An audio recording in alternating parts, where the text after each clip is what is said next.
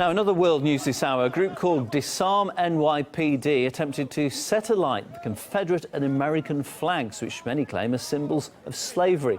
Activists were approached by rival protesters who tried to stop the event. Police were deployed to the scene to prevent any violence. After minor scuffles, the crowd was dispersed. No arrests have been reported. The presence of Confederate flags has been debated of late since the race-hate massacre at a church in Charleston a fortnight ago. Elsewhere, at least 39 people have been confirmed dead. Many more are missing after torrential rains triggered landslides in India's Darjeeling region. Locals there have been helping rescuers to dig through the debris in the search for survivors.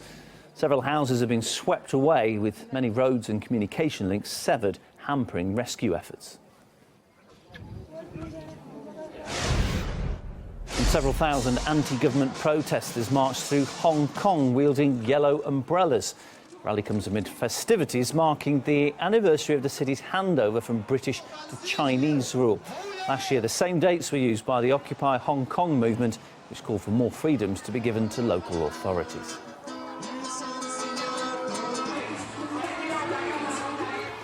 Now, despite growing discontent with the flow of immigrants in Europe and in particular the UK, some of the newcomers are actually doing pretty well. We're talking in particular about Indian businessmen who are creating jobs instead of stealing them. RT's Anastasia Chernobyl reports.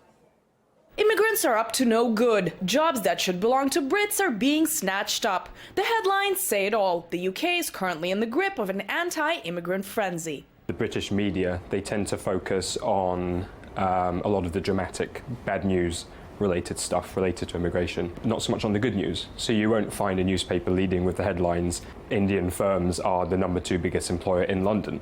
Indeed, over 500 jobs were created by Indian companies in 2015, second only to US companies. This is not a one-off occurrence, as Indians consistently find themselves in the top 5 of job creators here in the British capital. They come here because of the competitiveness of our business environment, and it creates jobs. So it's fantastic for London and fantastic for the UK. Varun Shore is founder and CEO of Kayako, a software development company he founded in India 14 years ago, moving the headquarters to London last year. He says fearing immigrants is counterproductive. It's a restricted perspective if you start feeling threatened by immigrants. The majority of employees at this Indian company are Brits. Varun says their number will increase by 6 times within a year.